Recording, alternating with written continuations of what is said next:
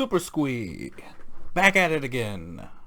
Last one in this series of recordings because I wanted to just shoot out a bunch of these at once. So I'd have some shit going for the next couple days. So here we go. As you saw a snippet of, because I got too excited and kept going because I wanted to keep going. Though it was a long trip, I still feel that Yu-Gi-Oh! The original series holds up very well. Even the characters that I wasn't a huge fan of when I was younger, I grew to like. I've never gotten to see the ending, and it was nice to see the Pharaoh story wrap up. I think it's funny with some research to find out that not only are there flashbacks in the show that come from the original Japanese first season, but America even got its own mini-season called Capsule Monsters exclusively for the States.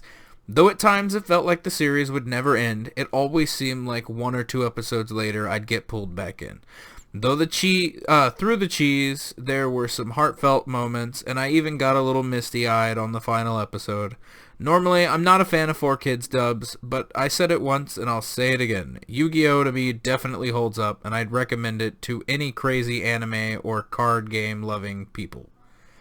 So yeah, Joey Wheeler straight up reminds me hardcore of one of my closest friends, Jason, who I love dearly, and I think he is just an amazing person. He's super fun to be around. He is a blast to play games with because he knows how to have fun. And so like every time I watch this, I just always think of Jason, and Joey just reminds me of like what a cutie pie he is and how amazing he is. And he likes to play Magic with me, and we play Magic cards together. And I bet he'd play Yu-Gi-Oh! With me if we ever collected a bunch of Yu-Gi-Oh! Cards. But I love this series. I really enjoyed the card game for a while when I was younger. The only reason I stopped playing is because I lost my deck. I had a really awesome Red Eyes Black Dragon deck, and I had other couple cool things in it, like Wave Motion Cannon, which I used as like a trump card if like bullshit happened, to just like wipe out the opponent if they didn't happen to clear my Magic cards beforehand. Because like Yu-Gi-Oh! Has a lot of ways to just like cheaply fucking end the game in minutes. It is ridiculous.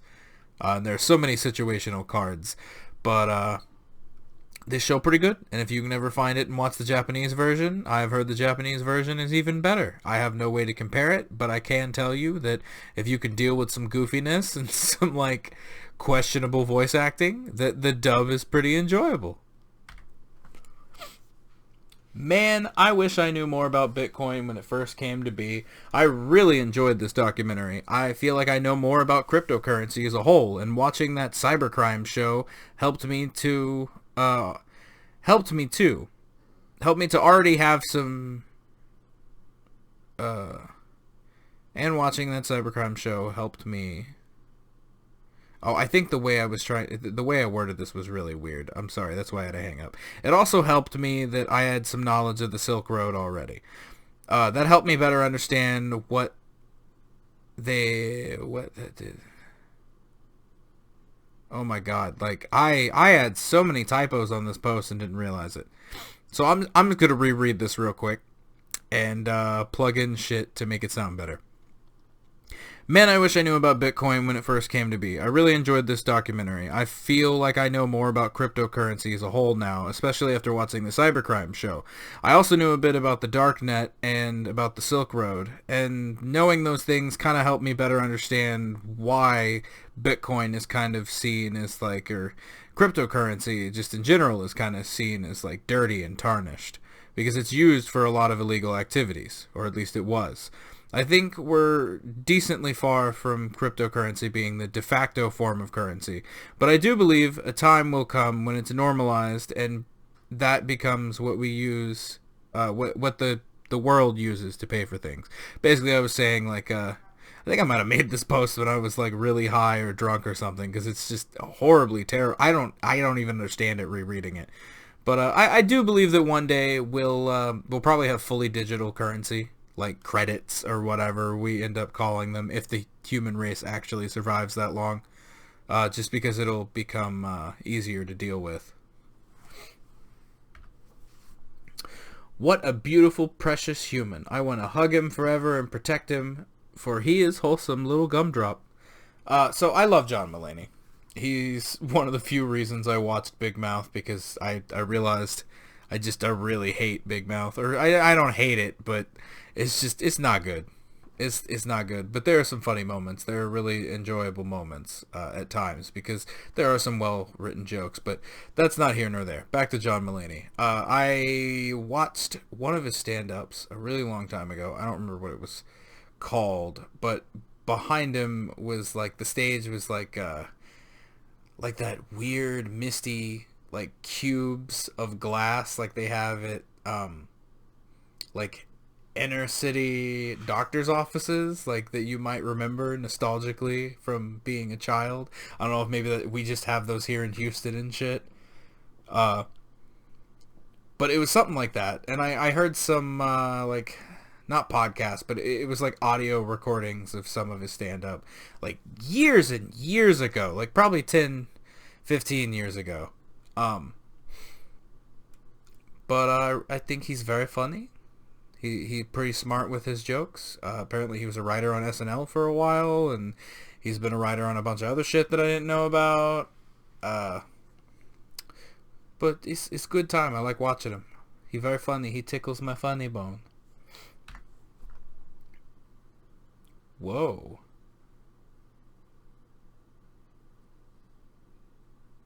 I missed something on here. Oh, that's wild. Well, you know what? I will get back to that later, because I apparently missed something on here, and I might just add it later on, like way later on. You wake up standing in a dark room surrounded by 30 or 40 people.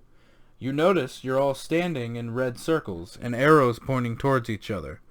When you try to leave the circle, a buzzer goes off. Then all of a sudden everyone wakes up. Some run in fear, and as they leave their circles, bolts of red energy from a machine in the middle of the room strike them. They fall dead to the ground, and after a few seconds, an orange circle on their hand begins to glow, and they are dragged away by an unknown force. You then notice something when you move your hand. It lights up the arrows on the floor, and they point towards the others. You all have the power to choose who dies. So, 90% of this movie just takes place in a room that literally looks like this poster. In the center of the room, there's like this electrical thing. Like a generator or something. Whoever the people choose, which is determined by them pointing their hand, it will form the arrows to point at whoever they're pointing at. And it's like a voting system. Whoever gets the most votes dies, and the thing will like shoot an electricity burst. It's like Aliens. It turns out it's Aliens, and it's like they're culling us for some reason, like giving us the choice of who like lives or who dies. I'm not gonna like spoil the ending or anything, but I thought it was pretty good. It's a pretty basic movie. Most of the movie takes place in that dark room with all the circles and all the people standing on them until like the end of the movie. I wouldn't say it's a horror movie, but it's like a psychological, like a drama, I guess. But yeah, it may still be on Netflix. It was on Netflix a while back. I don't think it has like a huge following last time I checked, but I liked it. I liked it a lot. So if that sounds interesting to you, you should check it out. This fucking show, man. Heart emoji. Adorable. Feels. I really like this show. I feel like it's just easy to what is the word? I just feel like my brain is frying after doing so many of these. It's really relatable. The show is really relatable, especially to like the age I am now, because I'm 26, and I think she's like 24 or 25, something like that. And I think I watched this first season. This is still part of the first like year or so that I did the list, so it was a couple years ago for me. It's really funny. I like the other characters. I like the English version of the show because I really like the voice actors that they use in the English version of the show. I don't remember if I've seen the final season or not. If that's even considered the final season, whatever season is out now. But I've seen quite a bit of it, and I really like the show. It's really cute. It's really relatable. Um, Really all I have to say. I did not expect to have so many feels watching this. I was crying happiness and goosebumps from cool, dumb moments by the end. Please watch this movie. It's silly and endearing in ways and just lovely. So basically this little kid is like, she got part of a sorority, or she thought it was a sorority when she was a kid, but it was like a cult, and like she gets fucked by a bunch of people, and the child is like the spawn of Satan, and this is like the new guy. Like, she's gone through several husbands, and this is the one that like stayed, and like he meets the kid and all that, but he ends up like falling in love with the kid and like giving a shit about the kid and like actually trying. So like all kinds of shenanigans happen. It's very fun movie. Comedic, like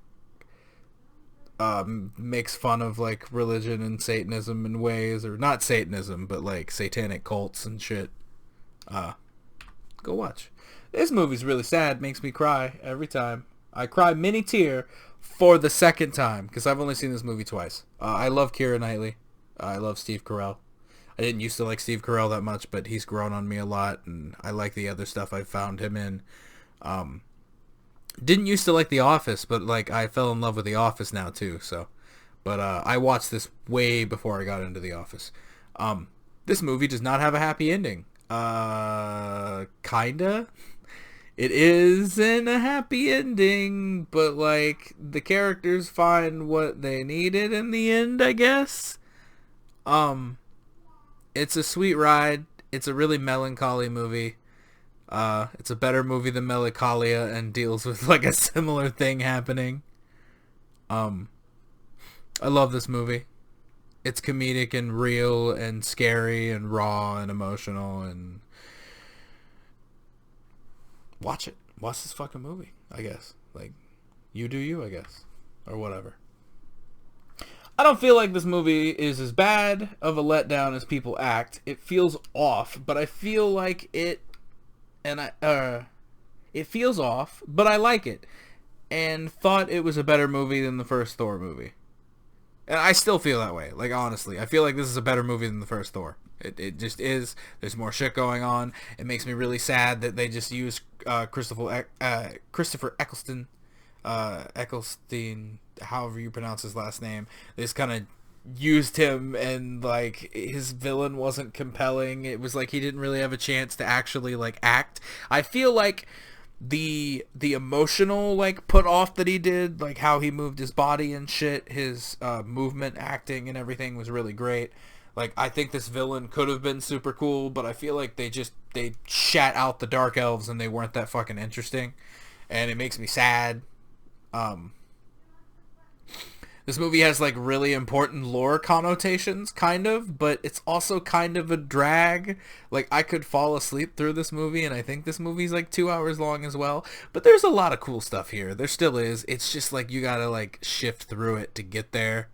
I remember being excited for this movie when it came out, and then I was kind of disappointed, and then rewatching it. It's not as bad as I remember, and I don't think it's as bad as people say it is, but it's just one of those things that it's like, really? You produced this when you could do all these other cool things? This is what you made? And I think that's the major issue with it.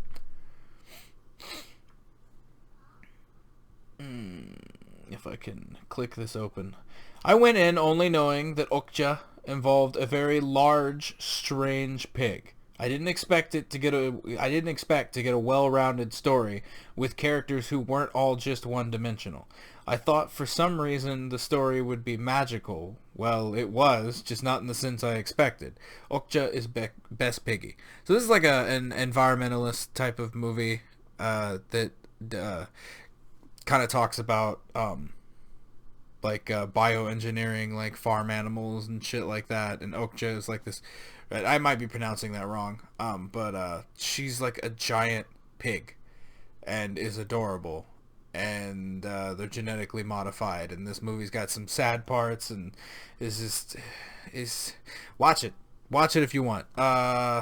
Some people I know think that the movie's too slow and they just weren't into it, but I liked it a lot, and I love the guy that directed this.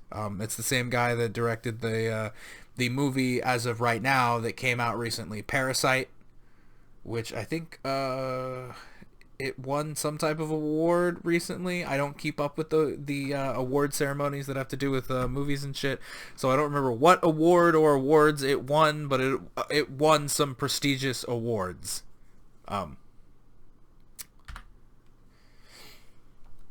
So I didn't even realize that Papa Roach had an album before Infest. I always thought that Infest was their first album, but nope.